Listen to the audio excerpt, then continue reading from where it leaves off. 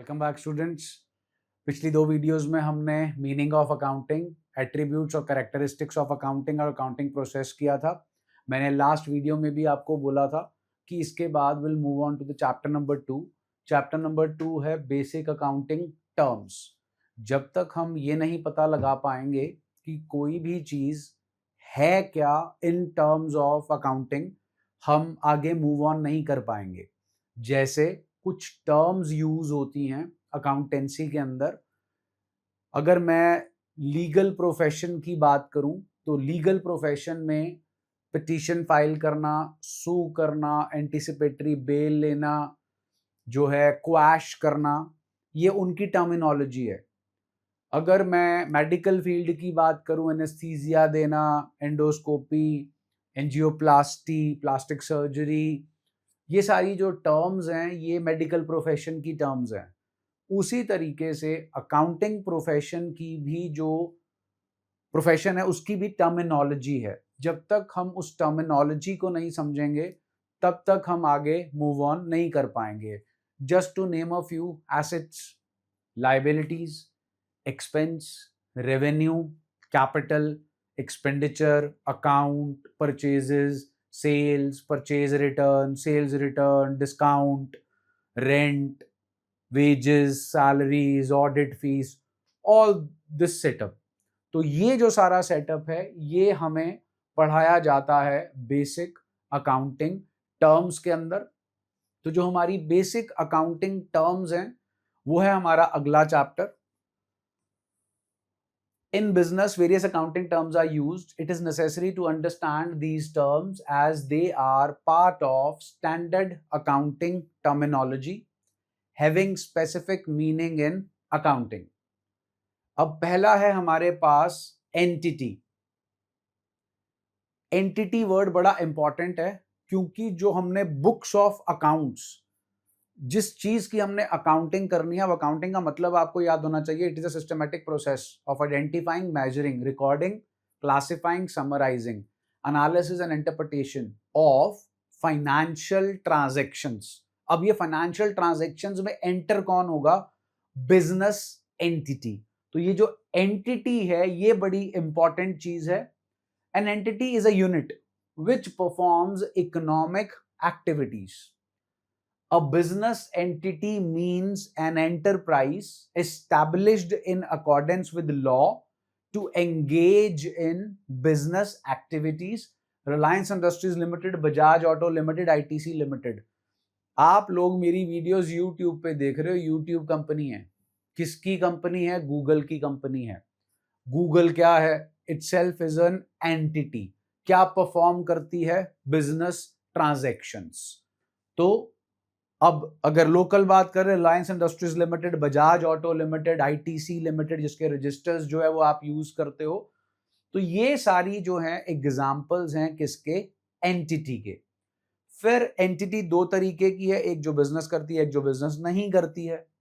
A non-business entity is an entity set up in accordance with law, engaged in the welfare of the society or for its members, promotion of sports, etc.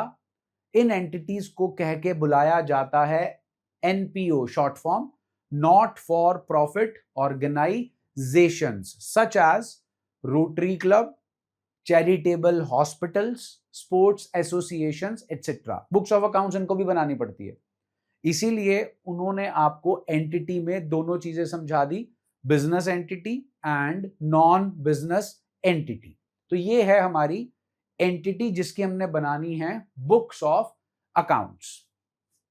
Second हमारी item है business transactions. इसके बारे में मैं आपको दो examples दे चुका हूं। एक एग्जाम्पल मैंने दिया था कि आप पढ़ने जा रहे हो ट्यूशन टीचर के पास, या स्कूल में जा रहे हो पढ़ने, फीस देनी पड़ती है। तो जो स्कूल है, जो ट्यूशन टीचर है, उसके लिए हो गई बिजनेस ट्रांजैक्शन। दूसरा मैंने आपको मॉम का एग्जाम्पल दिया था कि आपकी जो मॉम है वो, एक मिनट ना, आईफोन पे ना एक कीड़ी है, उसको हटा रहा हूं।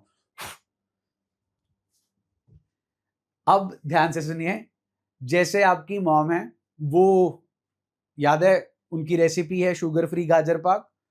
आपको जो बोल मिल रहा है मोह प्यार ममता की वजह से मिल रहा है, that is not a business transaction. लेकिन जो 10 kg संजीव कुमार के होटल में पहुंचाया, that is a business transaction.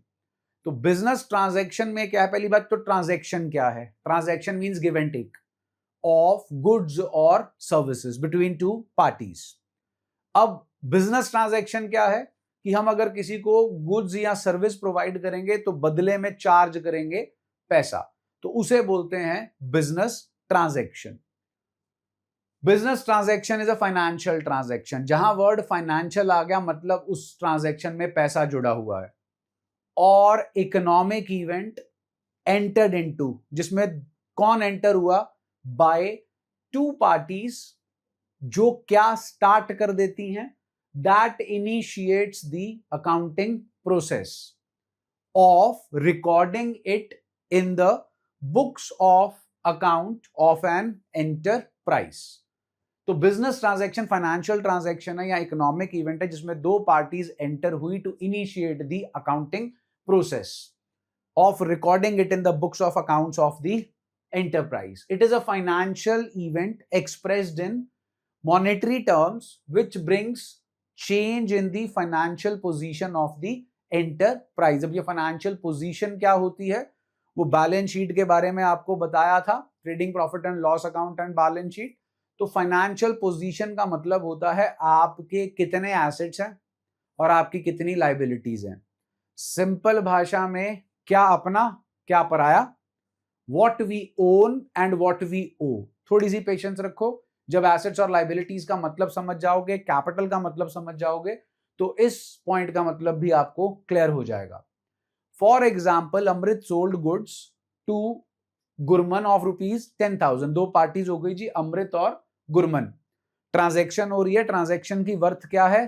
10,000। Goods, एक पार्टी दैट इज अमृत, दूसरी पार्टी दैट इज गुरमन को माल बेच रहे हैं।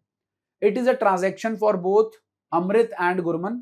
अमृत के लिए है सेल ऑफ गुड्स और गुरमन के लिए है purchase of goods. Few more examples of business transactions are, इसमें से कुछ समझ आएंगे, अभी कुछ नहीं आएंगे। जैसे रिसीट फ्रॉम डेटर्स, अब आपको डेटर्स नहीं पता। पेमेंट टू क्रेडिटर्स, आपको क्रेडिटर्स नहीं पता। परचेज और सेल ऑफ फिक्स्ड एसेट्स, आपको वो भी नहीं पता। Payment of interest, salaries etcetera. तो जब आप यही सारी टर्म जिसकी वजह से ये चैप्टर करा रहा हूं वो समझ जाओगे, तब आपको ये चीजें भी समझ में आ जाएंगी कि फिक्स्ड एसेट्स क्या है, सैलरी वेजेस क्या है, डेटर कौन है, क्रेडिटर कौन है, एटसेट्रा एटसेट्रा। अब हमारी जो बिजनेस ट्रांजैक्शन है उसके कैरेक्टरिस्टिक्स क्या हैं? It is for a financial value, that is it can be measured in monetary terms. ये फाइनेंशियल वैल्यू के लिए होती है, इसे मॉनेटरी टर्म्स में मेजर करते हैं।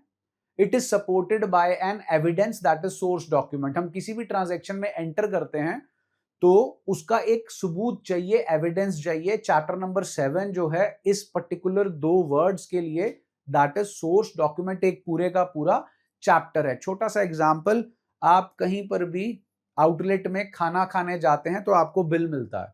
आप मैकडॉनल्ड्स पे ही जाओगे, आपको वो स्लिप दे देंगे, that is source document for them as well as you। अब आपने वो खर्चा किया, उसका प्रूफ क्या है? that slip, that bill, उसे इनवॉइस बोलते हैं, रिसीट बोलते हैं। मतलब बहुत सारी चीजें जो है वो आपके सोर्स डॉक्यूमेंट्स का पार्ट होती हैं। तो वो है एविडेंस। तो वही यहां पे लिखा है, it is supported by an evidence. वो है sales invoice, purchase invoice, agreements etcetera.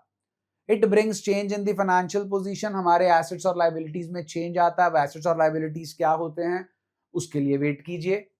It has two fold effect in accounting. दो इफेक्ट्स आते हैं इसके, एक डेबिट इफेक्ट आता है और एक क्रेडिट इफेक्ट आता है। अब उन्होंने बिजनेस ट्रांजैक्शंस को जो है डिवाइड किया है, उनकी जो डिवीजन है उसके दो क्राइटेरियाज हैं। पहला क्राइटेरिया है relationship with the accounting unit, relationship with the accounting unit and mode of settlement of value। एक ट्रांजैक्शन है कि जो हमारा बिजनेस एंटिटी है उसके अंदर ही क्या रिलेशनशिप है, और एक है मोड ऑफ सेटलमेंट। अब मोड ऑफ सेटलमेंट वाला पहले कर लो। मोड ऑफ सेटलमेंट इतना आपको मालूम है, अगर हम बिजनेस करते हैं तो बिजनेस दो तरीके से होता है, या तो कैश पे होता है या क्रेडिट पे होता है। तो वही यहां पर है, mode of settlement of value cash transaction, दूसरी है हमारे पास क्रेडिट ट्रांजैक्शन। अगर हम कोई ट्रांजैक्शन कर रहे हैं और उसकी सेटलमेंट साथ की साथ हो रही है, मतलब हम किसी को प्रोडक्ट या सर्विस दे रहे हैं तो वो हमें पैसा दे रहा है, या हम किसी से प्रोडक्ट या सर्विस ले रहे हैं और बदले में हम उन्हें पैसा दे रहे हैं, that is known as cash transaction. Credit transaction, वही हमने किसी से प्रोडक्ट या सर्विस ली लेकिन अभी उसे पेमेंट नहीं की, फ्यूचर में करेंगे, या हम किसी को प्रोडक्ट और सर्विस दे रहे हैं, हमने पेमेंट अभी नहीं, हमें पेमेंट अभी नहीं मिली, हमें फ्यूचर में मिलेगी, that is known as credit transaction. अब relationship with the accounting unit है, एक है इंटरनल ट्रांजैक्शन जिसे हम अकाउंटिंग ट्रांजैक्शन भी बोल देते हैं, और एक है एक्सटर्नल ट्रांजैक्शन और बिजनेस ट्रांजैक्शन, जहां पर बिजनेस किसी आउटसाइडर के साथ कोई डील कर रहा है, that is known as business transaction.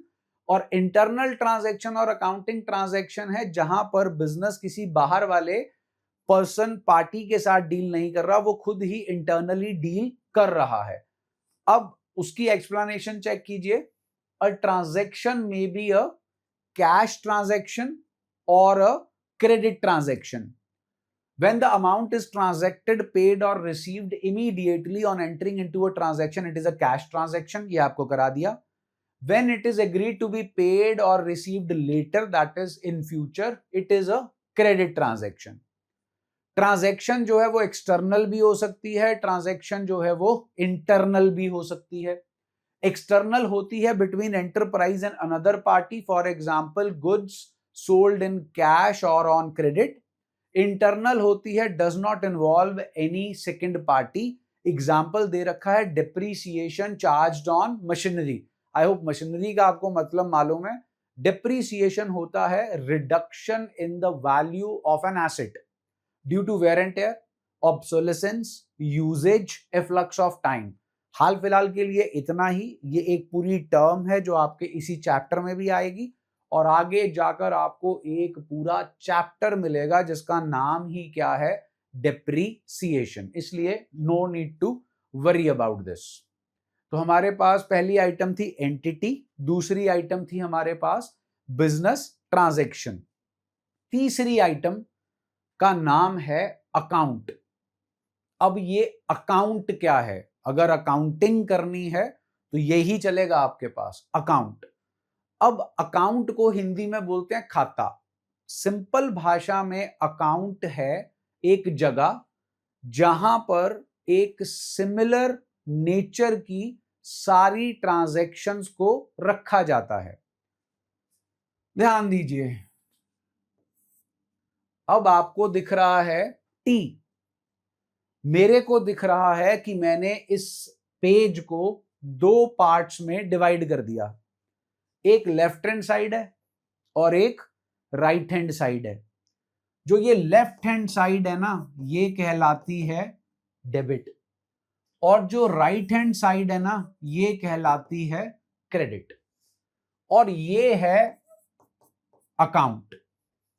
अब आई होप आपको कैश वर्ड का मतलब तो पता होगा, करेंसी, हार्ड कैश, हमारे नोट्स गांधी जी बने होते हैं जिन पे, तो कैश अकाउंट।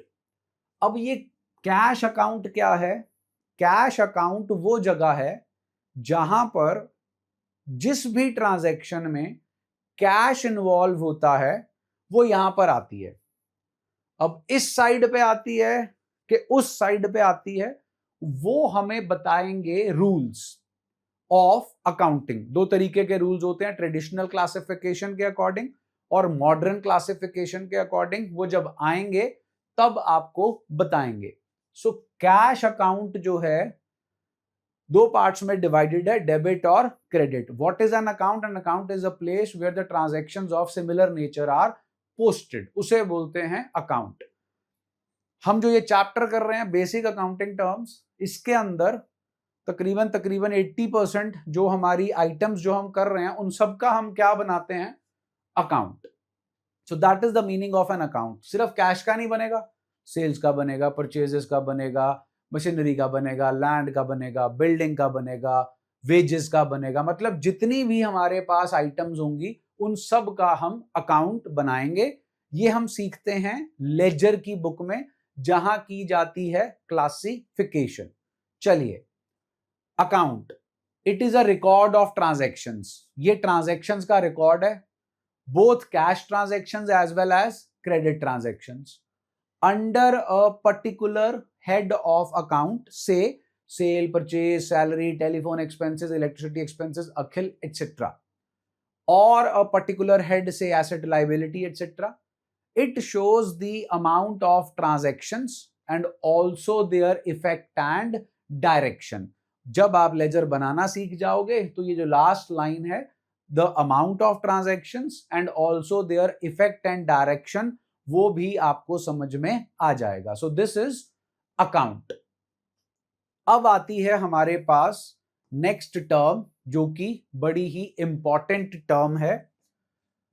मैं आपको बताऊं, हमारा जो पूरा अकाउंट है ना, वो इस मुट्ठी में है ऐसे।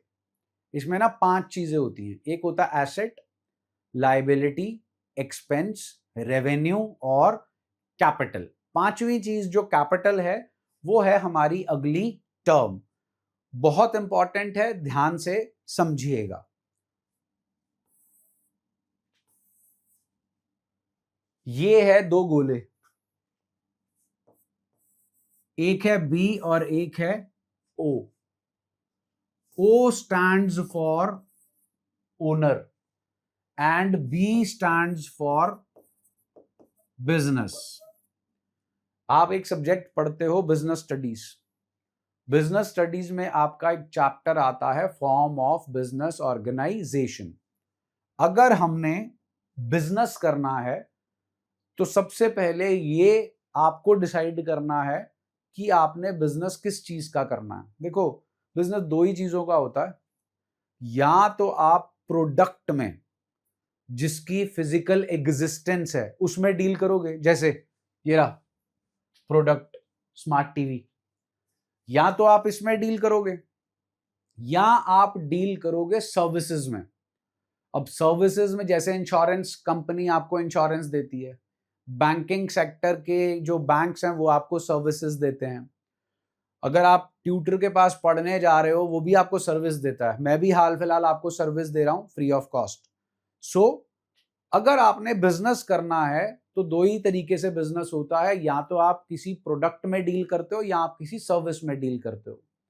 अब अगर आप किसी प्रोडक्ट में डील करते हो तो वो प्रोडक्ट या तो आप खुद बनाते हो या बना बनाया खरीद के आगे बेच देते हो, या दोनों ही चीजें करते हो। कुछ प्रोडक्ट्स खुद बनाते हो और बेचते हो, कुछ बना बनाया खरीदते हो और बेचते हो।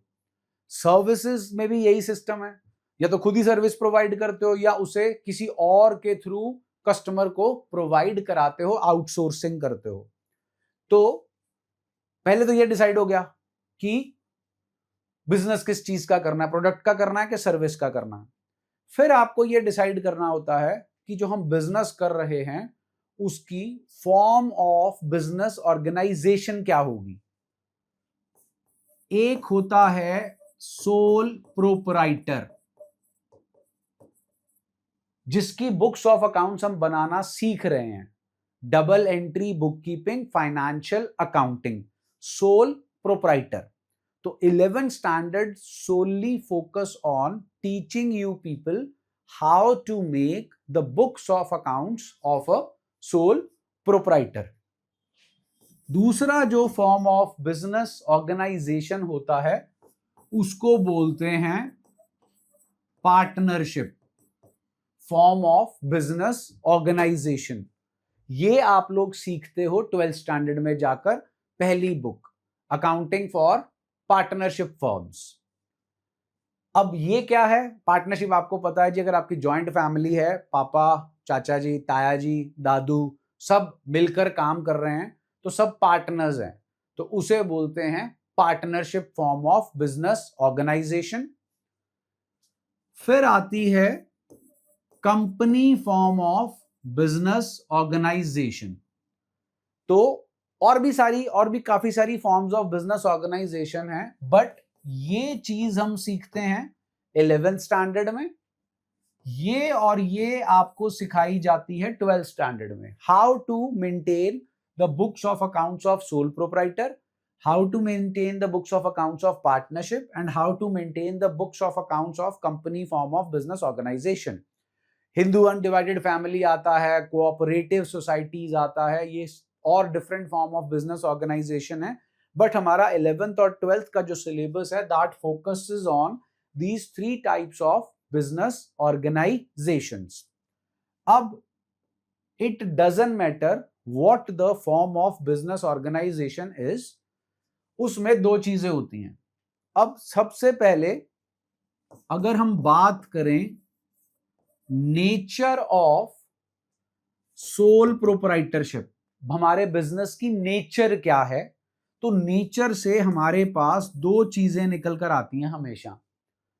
एक है लीगल पॉइंट ऑफ व्यू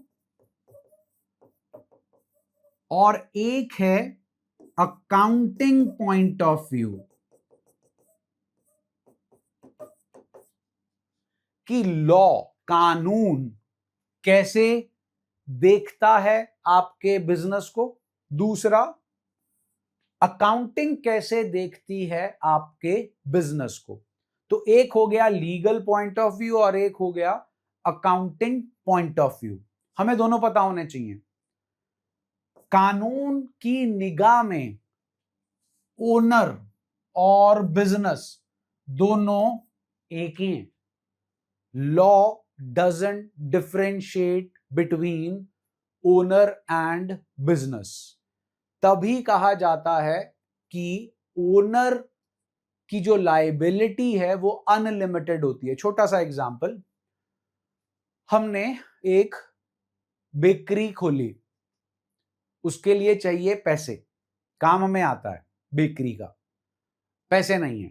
हमने कुछ पैसे थे लेकिन बिजनेस खोलने के लिए वो सफिशिएंट नहीं थे। सपोज 5 लाख वो हमारे पास थे, लेकिन बेकरी खोलने में लगते हैं 15 लाख जहां पर हम खोलना चाहते थे। तो 10 लाख रुपीस हमने लिए बैंक से लोन, तो टोटल 15 लाख से हमने बेकरी खोल दी। बैंक से हमने लोन लिया 10 लाख का। अब बेकरी चल रही है जी, 2-4 महीने अच्छी चली, फिर हमारी ही बेकरी के साथ एक और बेकरी खुल गई जिसकी आपकी सिटी में ऑलरेडी ब्रांचेस हैं, वो आपके एरिया में भी आ गया, उसका नाम है, तो आपकी बेकरी चलनी बंद हो गई। हमने 1 महीने देखा, 2 महीने देखे, बिजनेस बंद करना पड़ा। जो भी सारा सामान था, फर्नीचर वगैरह, इलेक्ट्रॉनिक आइटम्स, फ्रिज, एसी, सब हमने बेच दिया। जो हमारे पास सामान पड़ा था बेकरी रिलेटेड आइटम्स का, वो भी सेल कर दिया। हमारे खुद के लगे थे 5 लाख और बैंक से लिया था 10 लाख का लोन। तो खुद के तो छोड़ दो, बैंक वाले नहीं छोड़ेंगे आपसे पैसे आपके। बैंक वालों को आपने उस 10 लाख में से सिर्फ रीपे किया 2 लाख रुपीस, उनके अभी भी आपने पे करने हैं 8 लाख रुपीस। अब बैंक वालों को तो 8 लाख रुपीस चाहिए। अब जो ओनर है दैट इज हम, अगर वो हम बैंक वालों को बोले कि भाई लोन तो बेकरी ने लिया था, तो बैंक वाले कहते हैं बैंक वाले कहते हैं कि लॉ कहता है कि आप में और आपके बिजनेस में कोई फर्क नहीं है, both are one and the same thing if we are talking about sole proprietorship. तो बैंक वाले तो अपने 8 लाख रुपए लेंगे। कहां से लेंगे? आपके घर आएंगे जी, गाड़ी खड़ी है, गाड़ी ले जाएंगे, आपके ऊपर जो है वो कोर्ट की प्रोसीडिंग्स होंगी। उस प्रोसीडिंग में हम ना फंसे, इसलिए हम खुद ही कहीं ना कहीं से, चाहे हम अपनी ज्वेलरी बेचे, चाहे हम गाड़ी बेचे, चाहे हम कोई और चीज बेचे, चाहे हम कहीं और से पैसा उधार लेकर बैंक वालों को वापस करें। तो जो कानून है वो कहता है कि ये दोनों चीजें सेम हैं। Law doesn't differentiate between owner and business. According to legal point of view, owner and business are one and the same thing. तो ये तो हो गया जी लीगल पॉइंट ऑफ व्यू। अब चलते हैं अकाउंटिंग पॉइंट ऑफ व्यू पे। अब अकाउंटिंग पॉइंट ऑफ व्यू क्या कहता है? अकाउंटिंग पॉइंट ऑफ व्यू कहता है owner and business are 2 separate entities. Owner और बिजनेस 2 अलग अलग चीजें हैं। अब ये क्यों कहता है, उसके लिए ना हमें जाना पड़ता है चैप्टर 3 पे। चैप्टर 3 का नाम है theory base of accounting, accounting standards and Indian accounting standards. उसमें पहला है थियरी बेस ऑफ अकाउंटिंग, कि जो हमारी अकाउंटिंग है उसे कैसे करना है, उसके लिए कॉन्सेप्ट्स बनाए गए हैं, रूल्स बनाए गए हैं। ये मैंने मार्कर ऊपर फेंका और नीचे आया, तो दुनिया में कहीं भी चले जाओ, धरती पर, स्पेस में नहीं, वहां ग्रेविटेशन नहीं है, तो ऊपर फेंकोगे नीचे ही आएगा। तो that is what, law of gravitation. तो लॉ है ये, 2 + 2 4, ये एडिशन का कॉन्सेप्ट है। तो उसी तरीके से जो हमारा सब्जेक्ट है, सब्जेक्ट का नाम अकाउंटिंग नहीं है, सब्जेक्ट का नाम अकाउंटेंसी है। मैंने आपको नहीं बताया, 3 चीजें होती हैं, अकाउंटेंसी, अकाउंटिंग और बुक कीपिंग, बाद में बताएंगे। हमारा जो सब्जेक्ट है वो अकाउंटेंसी है। सिंपल भाषा में बता दूं, हमारा सब्जेक्ट है अकाउंटेंसी। वो क्या कहता है, वो कहता है अकाउंटिंग, जिसके बारे में आप पढ़ चुके हो, वो क्यों करनी है और कैसे करनी है। तो थर्ड चैप्टर में हम 14 जो है वो अकाउंटिंग प्रिंसिपल्स, कॉन्सेप्ट्स पढ़ते हैं। उसमें एक कॉन्सेप्ट का नाम है बिजनेस एंटिटी कॉन्सेप्ट। अब ये जो बिजनेस एंटिटी कॉन्सेप्ट है ना, इसी की देन है कि owner and business are two separate entities. From whose point of view? From accounting point of view। हम अकाउंट्स कर रहे हैं तो हमें कौन सा पॉइंट ऑफ व्यू लेके चलना पड़ेगा, अकाउंटिंग पॉइंट ऑफ व्यू। तो अकाउंटिंग पॉइंट ऑफ व्यू कहता है ओनर अलग है और बिजनेस अलग है। हमने हमेशा जो बुक्स ऑफ अकाउंट्स बनानी है वो किसकी बनानी है, बिजनेस की। हमने हर ट्रांजैक्शन को रिकॉर्ड करना है किसके पॉइंट ऑफ व्यू से, बिजनेस के पॉइंट ऑफ व्यू से। मींस हमारी जो सारी चीजें हैं वो किसके अराउंड रिवॉल्व करेंगी, बिजनेस के अराउंड रिवॉल्व करेंगी। So we have to look everything from business point of view, not from owner point of view. और इसकी कारण है बिजनेस एंटिटी कॉन्सेप्ट। अब अगर मैं आपसे पूछूं बिजनेस स्टार्ट करने के लिए क्या चाहिए, आप बोलोगे आइडिया। हाँ चाहिए, आइडिया है आपके पास तो हो गया खड़ा बिजनेस आपका। नहीं, बिजनेस स्टार्ट करने के लिए आइडिया के साथ साथ चाहिए पैसा, कैश। तो ये जो पैसा है ये कौन लाकर देगा, ऑफ कोर्स जो बिजनेस शुरू करना चाहता है। कौन है वो प्राणी, वो प्राणी है ओनर। कौन से फॉर्म ऑफ बिजनेस ऑर्गेनाइजेशन में, सोल प्रोप्राइटरशिप में, वो प्राणी का नाम है ओनर। अब मैं फिर से बोल रहा हूं, मैं बार बार बोलूंगा, हम अकाउंटिंग कर रहे हैं, अकाउंटिंग बिजनेस के पर्सपेक्टिव से होती है, सारा कुछ बिजनेस के पॉइंट ऑफ व्यू से रिकॉर्ड किया जाता है। ओनर ने बिजनेस में पैसा इंट्रोड्यूस किया। अब ध्यान दीजिए, हम बिजनेस के पॉइंट ऑफ व्यू से सोच रहे हैं, बिजनेस स्टार्ट करने के लिए पैसा चाहिए। वो पैसा किसने लाके दिया, ओनर ने लाके दिया, cash. So cash is introduced by owner into the business. तो ये आ गया जी बिजनेस के पास पैसे। कितना पैसा लाके दिया, सपोज 10 लाख रुपीज।